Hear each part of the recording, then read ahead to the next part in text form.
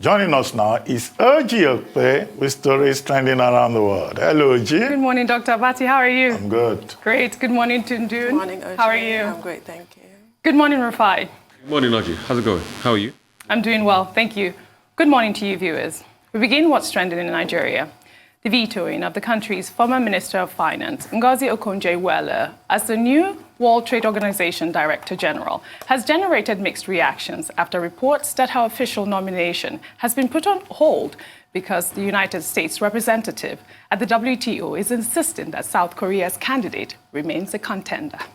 However, in a tweet on Wednesday, WTO announced that Dr. Ngozi Okonjo Iweala was a candidate that had the best chance of attaining a consensus of the membership. If confirmed, she will be the first woman and the first African to lead the WTO.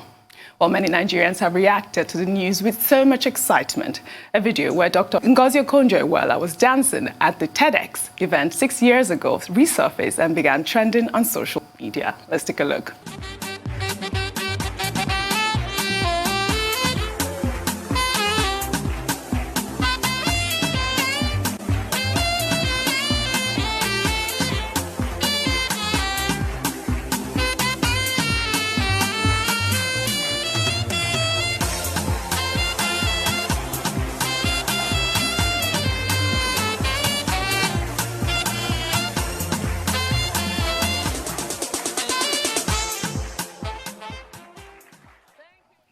I love that video. We were all dancing yesterday. It was viral over, social media. We were all very excited when we, heard that she was announced as the candidate with the most support from the members, only for the U.S. to rear their head, if that's if that's the word that I can use. But, it's a given that the U.S. has a lot of influence. And if it comes down to, a vote as a last resort, I think that the Nigerian government, I believe I heard you say that, and the African leaders do have a lot of work to do to make sure that she secures that position.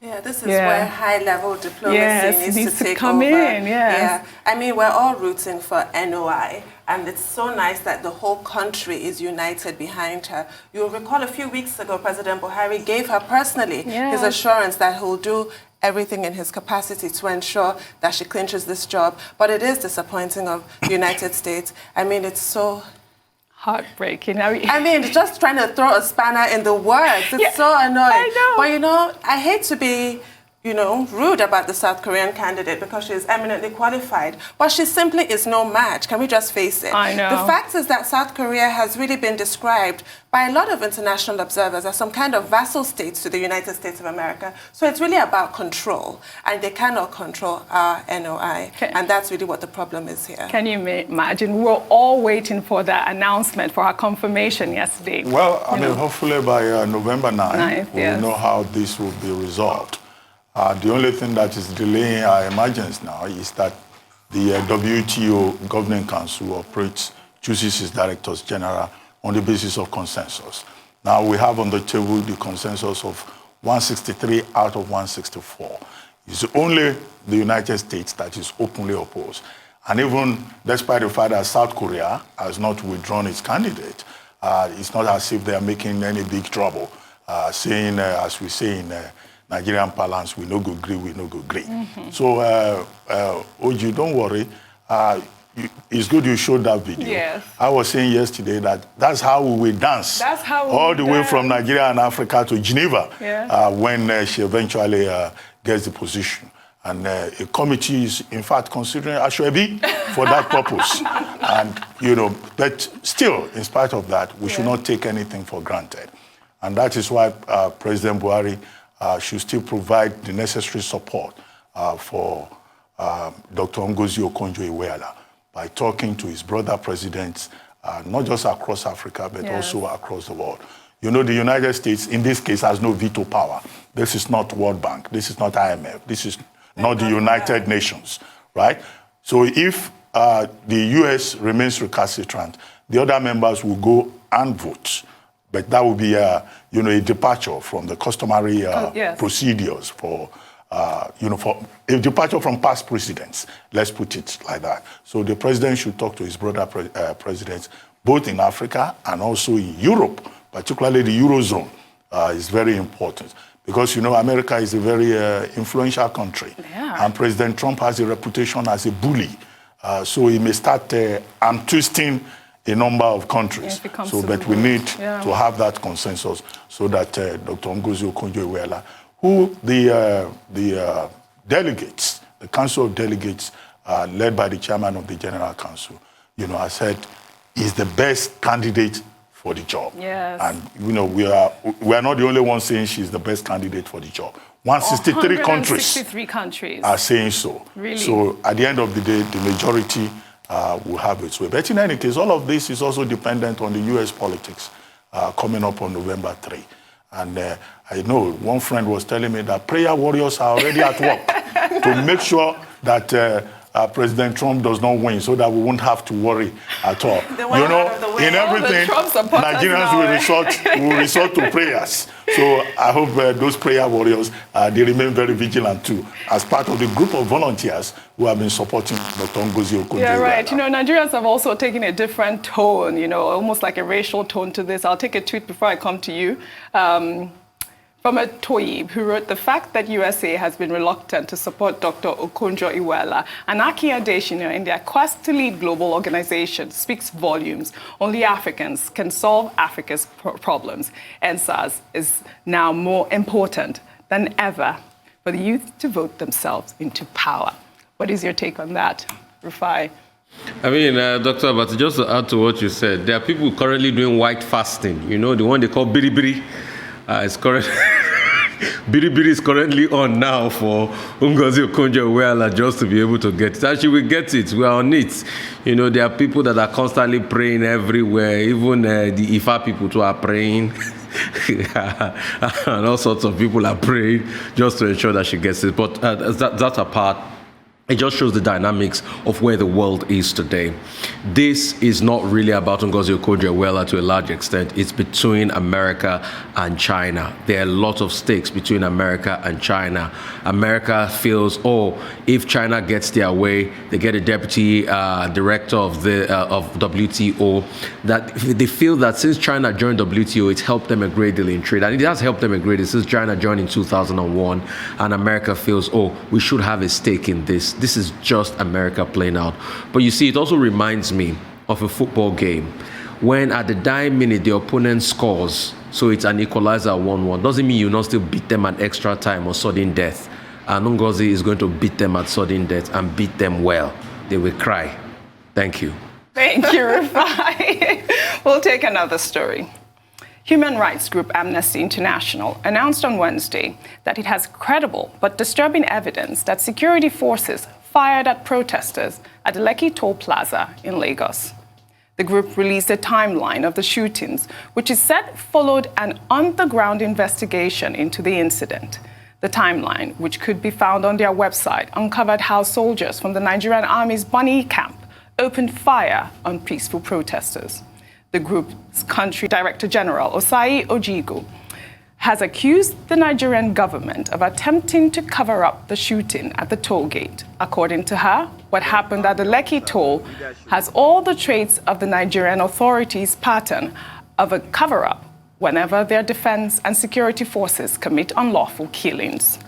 I mean, if you go on the Amnesty International website, you would see all of the documentation.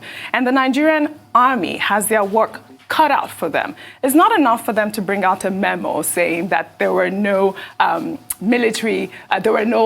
was no massacre at the toll gate, that the military did not shoot at peaceful protesters. They have to investigate this, and it's a big problem right now. It really is, and it reminds me of the adage that everybody is entitled to their own opinion, but not to their own facts. Yes. This kind of gaslighting that we're seeing, I'm finding it really discombobulating.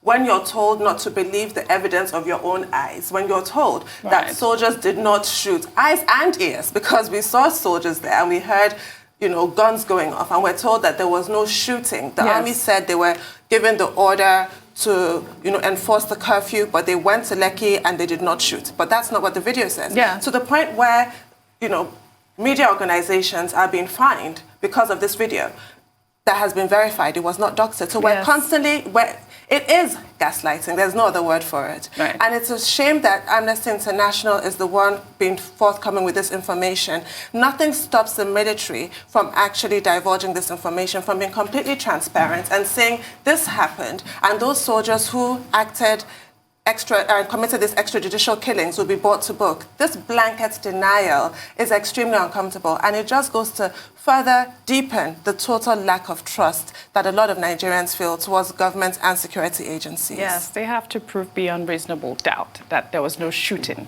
at the Lekki toll gate on Tuesday, Dr. Abati.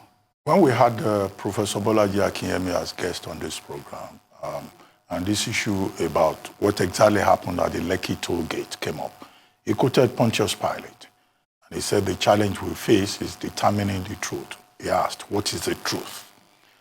And now that the National Economic Council are taking a position that judicial panels of inquiry should be set up in various states of the Federation, and we've seen some states, including Lagos, doing so, I share the view that every piece of evidence should be taken on board. Yes. The standard reaction to Amnesty International by the Nigerian authorities is to say Amnesty International is an NGO. Amnesty International is telling lies and all of that. But still, you know, once you have any kind of information or deposition, you take it along and you interrogate it. Because already you could see the attitude that, oh, Amnesty International is trying to cause problems, incite the people against government. I hope, you know, the authorities will not adopt such an attitude, and that the opportunity will be given for Amnesty International to also make its own representations at the Judicial Panel of Inquiry that is already sitting in Lagos. Right. And the government should be reminded that rather than being dismissive, they should be part of this effort of getting to know the truth. Because it's when we know the truth, when we interrogate the facts, that we'll be able to learn the necessary lessons from what happened either at the Lekki toll gate or elsewhere. Because this should be a learning opportunity for Nigeria. It's not about, some people are trying to blackmail the military. No, we should go beyond that. Leadership will require that, you know, the military hierarchy will also be interested in the truth. Otherwise, if they keep saying, if they keep rejecting every input, people will have the impression, really, that there is a cover-up. Because what Amnesty International is alleging is a cover-up. And Amnesty International is a serious organization. Yes. Their interest is not in Nigerian politics. Their interest is human rights and the dignity of the human person. And if we leave the matter at that level, I think we'll be able to make the required headway. Absolutely. Rufai, a quick comment from you. Let's even try to understand things. Human right is the cornerstone of every society. We keep saying Amnesty. How did Amnesty even start? Amnesty was started by Peter Benenson in the 60s when he saw a newspaper article called, you know, The Forgotten Prisoners. And it pricked his conscience and he had to do something about it. And that's how he started Amnesty International. If there's injustice, it should be investigated. All the depositions should be submitted here. You shouldn't witch hunt anybody that tries to submit depositions as a result of the injustice in any society. Because you see, it can happen to any one of us.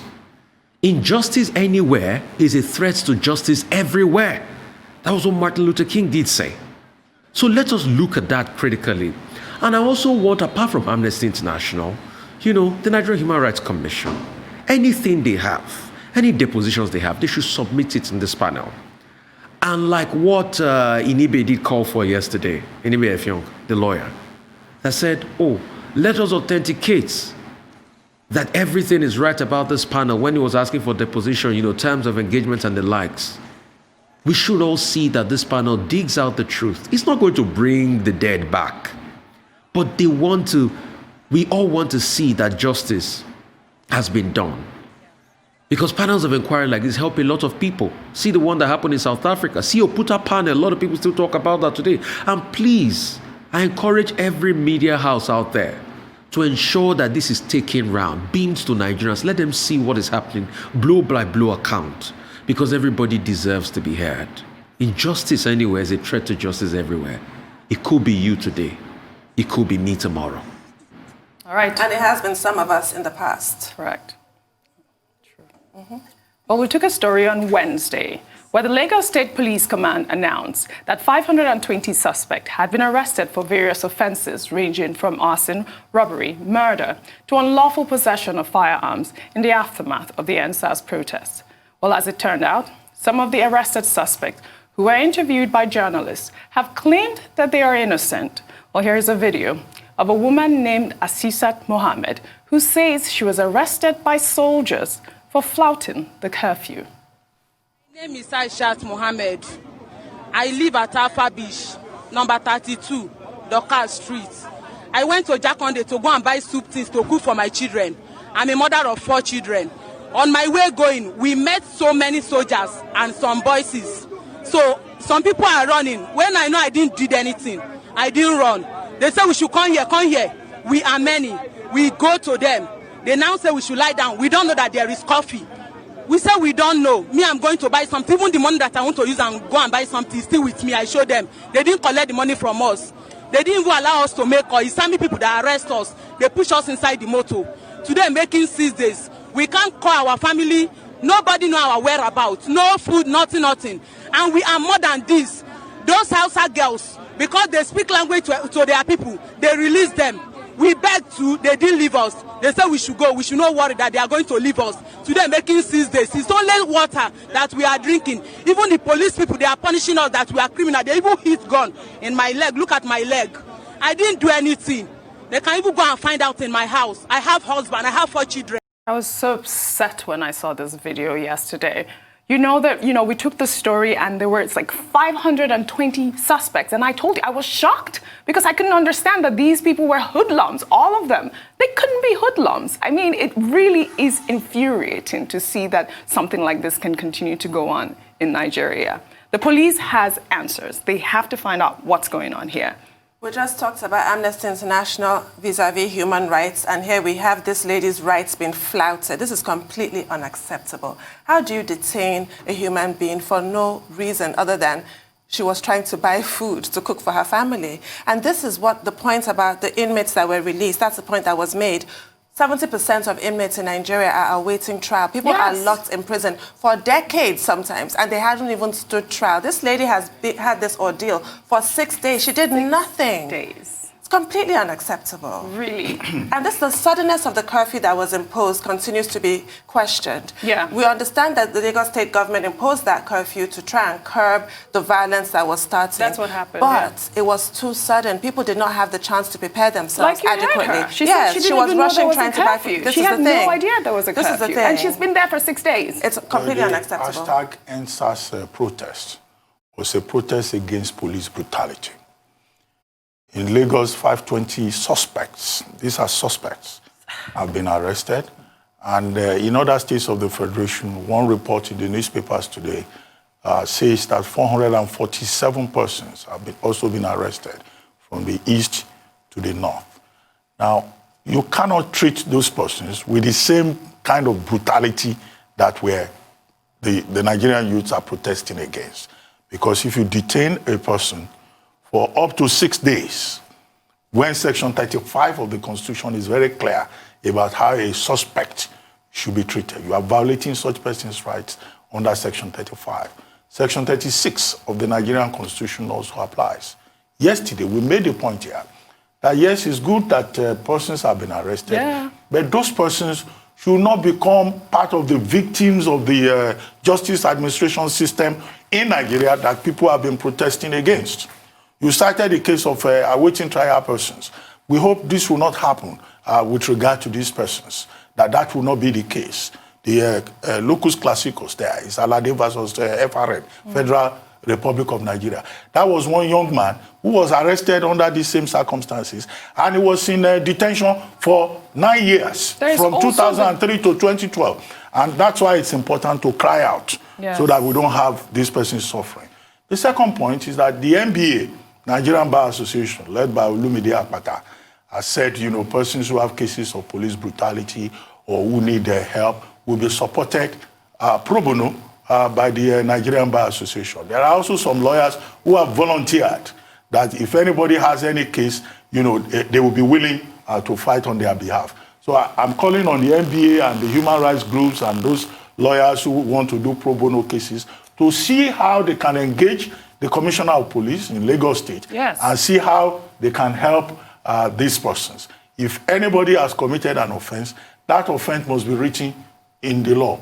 Wandering is not an offense in Nigeria, and you cannot keep a suspect indefinitely. Well, that lady says she went to buy food for her children, and she was told, what are you doing outside during the curfew? Okay, even if that is the case, okay, what do you want to charge her for? For going to buy food or for violating the curfew order? Okay, if that is the case, whatever it is, she has a right to legal representation. Our offense needs to be explained to her. And in this case, she's saying she has not done anything. She doesn't understand what she has done. And then she brought in an ethnic dimension. Yeah. She said 8 of them were arrested. The 2, because they could speak the correct language of power under the circumstances, were allowed to go. So she's confused as a citizen. Why will you allow 2 people to go and you will keep 6 of us here? And then she was hit with a gun as well. Yes. Why? Rufai, I mean, there's also that conversation about the capacity. If the police has the capacity to soar those people, where are they putting these 520 suspects? It's very, very sad. And you see, these are the things we talk about in society. Administration of criminal justice. We need to have a big conversation around this. Honestly, it is very sad. You can't just deny people of their rights. And I'm sorry to say this, but I think we have not put off the garb of militarism in our livelihoods. It's still pretty much there in every way, shape, or form. Just like how for so many years in this country, movement was restricted every Saturday morning in the name of environmental sanitation before Abiola Adigborough got that judgment. So it's very, very bad. And it's sad. The police should investigate and leave this woman, let her go. Quickly. Others there, we don't know. Yes, there people being people arrested and having no access to their families. Yes. It's not something I read or watched. It's something I experienced. It's really disgraceful. Thank you. Thank you, Dr. Abati. Thank you, Tundu.